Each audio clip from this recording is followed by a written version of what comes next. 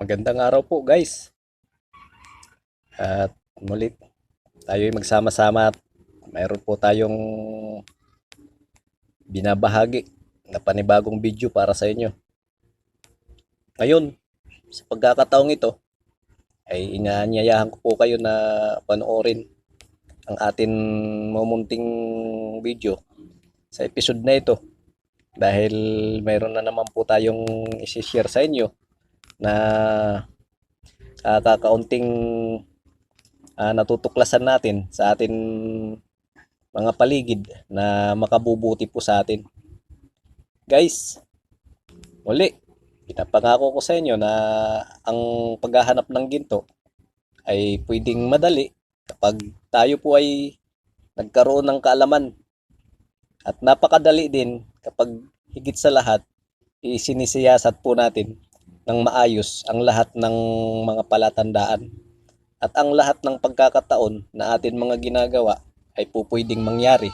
Higit sa lahat guys, at nakabubuti po ito sa atin kapag tayo po ay pinagbibigyan ng biyaya. Higit sa lahat ng mga karunungan at mga bagay na nasa atin paligid ay pinagkakaloob po sa atin na atin matuklasan sa pamagitan ng ating pagsisikap.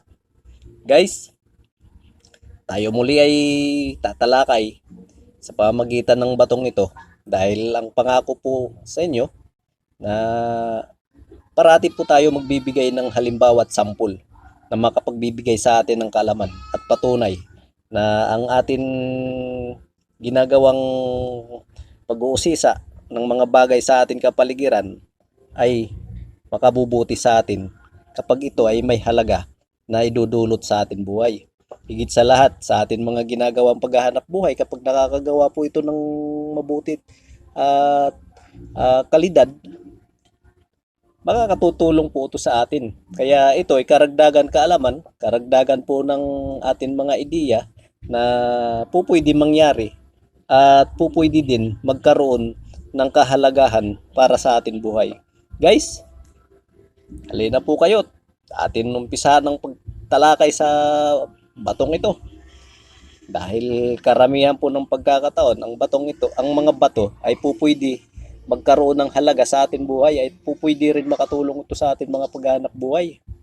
Kaya naman sa pagkakataong ito ay nilalapit ko sa inyo bilang halimbawa at nilalapit ko sa inyo bilang sampul or mga bagay na atin pahalagahan dahil ito ay makapagbibigay din ng halaga para sa atin.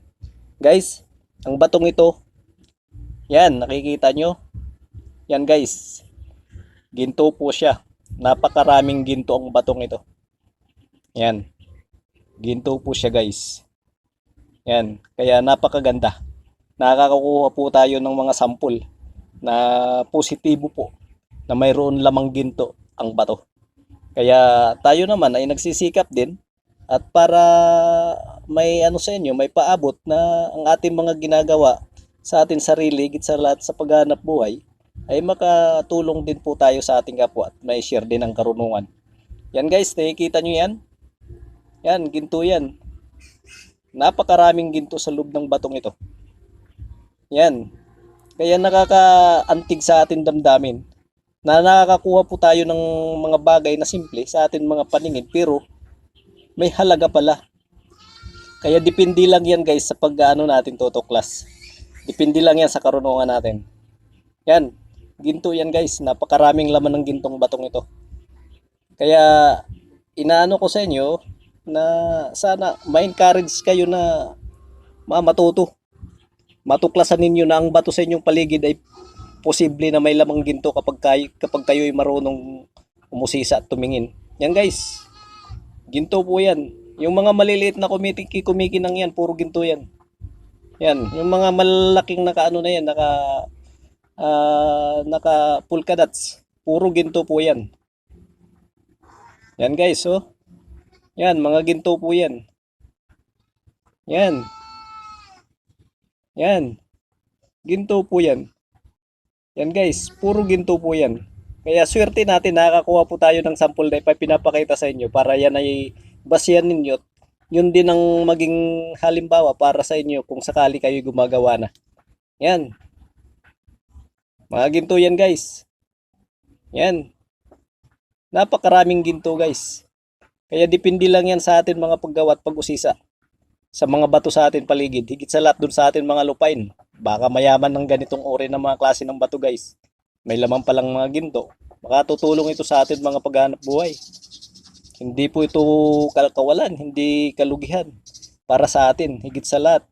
Kapag nagkaroon ng ating lupain ng mga ganitong uri ng mga bato na may mga lamang ginto, napakaswerte po natin. Dahil yan ay biyaya sa atin ng Panginoon Diyos. Yan guys. Napapansin nyo yan. Yan, puro ginto yan. Yan, ginto po yan. Kaya hindi po nakakapanhimagod kapag tayo'y gumagawa na may kabuluhan. Nawawala po ang pagod sa ating sarili kapag yan nakakatagpo tayo ng swerte. Kahit nag-uumpisa ka pa lang na nararamdaman mong pagod, pero kapag binigyan ka ng swerte ng Panginoon Diyos, tiyak na mangyayari sa iyo at hindi ka malulungkot.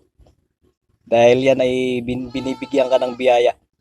Kaya ng ganitong pagkakataon guys, sigit sa lahat, kung sakali tayo man ay naghanap buhay, parati natin isasama ang Panginoon Diyos sa ating buhay dahil yan ang magtuturo sa atin.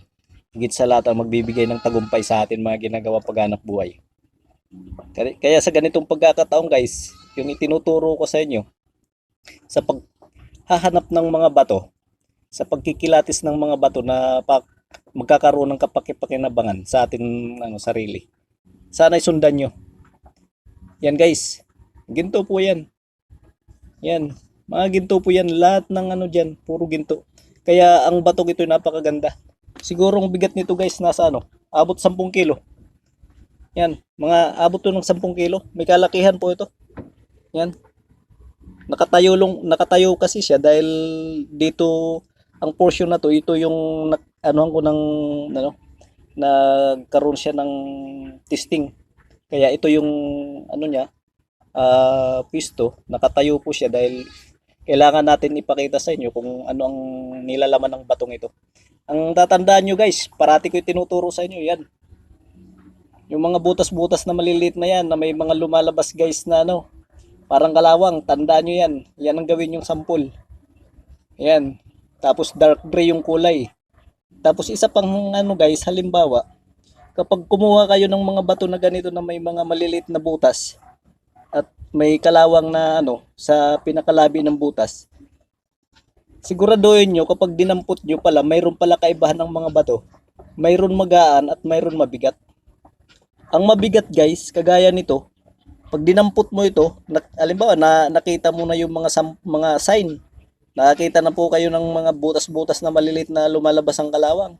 Pag nakita nyo yung mga sign na yan, tapos nakita nyo kaparehas na yung kulay sa na yan, sa sample natin, dark gray, parating yung alalahanin na ang bato na mayroon lamang ginto ay mabigat. Mabigat po siya guys. Nabanggit ko na yan sa mga nakaraang kong video. Pero gusto kong ulitin dahil para hindi nyo makakalimutan. Yan. Pag dinampot mo ito, maliit lang siya pero ang bigat nito guys, nasa 10 kilo. Yan, hindi gaano kalakihan to. Hindi gaano kalakihan pero ang bigat nito, nasa abot to ng 10 kilo. 'Yun ang diferensya sa bato na walang ginto at bato na may ginto. Ang batong may ginto guys, mabigat. Mabigat masyado. Ang laki ng diferensya kaysa sa mga batong ordinary. Yun ang palatandaan na pagka kayo paghanap ng mga sample, makita nyo yan yung mga sign na pinapaano ko sa inyo, pinapaalam, yung mga tinuturo ko sa inyo, ng mga sign na yan, yung mga maliliit na butas-butas na may mga kalawang na lumalabas dyan sa labi ng butas na nakadikit yung parang kalawang. Kapag nakita nyo na yan doon sa field, doon sa lugar na pinag-anuhan nyo ng mga sample, pinaghahanapan, pinuntahan nyo, i-check nyo naman yung bigat. Yung bigat ng bato. Kasi yung bato na may ginto guys, mabigat kaysa dun sa mga ordinary na bato. At tatandaan nyo yung kulay na kinakapitan ng bato, ng ginto. Yung kulay na kinakapitan ng ginto, tatandaan nyo na ibang-iba doon sa mga doon sa mga walang laman na ginto. Ibang-iba yung kulay niya. Ang kulay talaga ng kinakapitan na bato ng ginto ay dark gray. Wag po kayo hihiwalay doon kasi yun ang magtuturo sa inyo kung nasaan po yung ginto. Sila po ang ano, sila po ang makakapagbigay sa inyo ng impormasyon kasi ang mga bato na tinitirhan ng ginto, parating may butas-butas at saka may maliliit na butas na na naka sa ibabaw ng bato at saka parang kalawang na lumalabas doon sa labi ng butas na maliliit na yan na parang tinusok ng karayom. Kaya kapag na-check nyo yun, sigurado yan guys, positive na may ginto yan. Kagaya nito guys, kita mo laman ng ginto, ang dami. Yan, puro ginto yan guys. Yan, yan, puro ginto yan. Kaya ang swerte ng pagkakataon na binibigyan tayo ng magandang halimbawa at magandang sampol na ipinapaabot ko naman sa inyo. Na sana ito yung tularan nyo at masundan nyo, na sana ay makatagpo din kayo ng ganitong pamamaraan. Makakadagdag po ito sa atin ng mga paggawa ng mga paghahanap buhay. Kaya makakatulong po tayo ng sa atin pamilya. Makakapagbigay ito ng halaga para sa atin paghahanap buhay para mayroon tayo magagamit sa atin pamilya. Simpleng pamamaraan lang guys sa paghahanap ng bato. Yan pala ay may ginto. Kaya ang ganitong uri ng guys ng paghahanap buhay na paghahanap ng ginto sa mga bato ay pwede natin pwede natin ipagpatuloy at pwede natin gawin sa atin mga sarili, sa atin mga probinsya, sa lugar natin. Dahil ito ay hindi masama, ito ay nakabubuti. Kaya patuloy akong nagbibigay sa inyo ng halimbawa at patuloy po akong gumagawa ng video para ito ay makatulong din sa aking kapwa, sa aking mga kababayan. Binabati ko po kayo.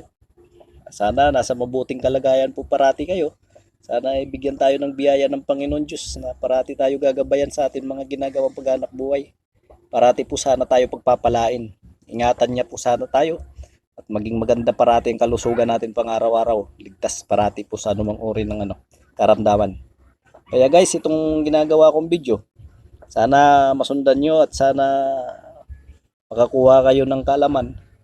At ito ay isang impormasyon para sa inyo at para madali po kayo matuto. Kaya inilalapit ko sa inyo na sana ay wag po kayong hihiwalay sa ginagawa natin parating pag-aaral para ito'y karagdagan kaalaman at makapagbibigay din sa atin ng karagdagan ng hanap buhay kapag tayo matuto. Dahil ito'y hindi mahirap kapag tayo ay nakatuklas ng mga ganitong bagay na ginto ang nilalaman. Napakabuti guys. Kaya God bless po sa inyong lahat. Sana parati po kayo sumubaybay at parati po tayong gagawa ng mga video na tungkol sa paghahanap ng ginto para tayo ay matuto. Parati po kayong sumubaybay sa natin dahil patuloy po tayo na magbibigay ng sampul para po kayo mahatiran ng anumang uri ng pangangailangan tungkol sa kaalaman sa paghahanap ng ginto sa bato. Ito'y napakaganda. At sana lubos kayong magsikap sa inyong mga sarili para magkaroon kayo ng kaalaman at higit sa lahat, mangyari ito sa inyo guys na madali na lang hanapin ang ginto sa bato. Ito'y makaragdag sa atin ng ikabubuhay para makatulong tayo sa ating pamilya. God bless guys sa inyong lahat. Sana paki-subscribe na lang ng ating video.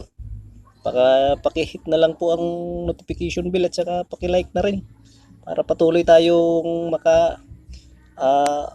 daupang palad tungkol sa video ito. Parati tayo magsasama-sama at higit sa lahat parati tayong maabutan ng mga impormasyon tungkol sa ganitong uri ng paghahanap ng ginto sa bato at ito'y maging hanap buhay sana natin. God bless po sa inyong lahat. Sana pagpalain po tayo ng may kapal. Parati po tayo magtagumpay. Thank you po guys. Thank you po ng marami.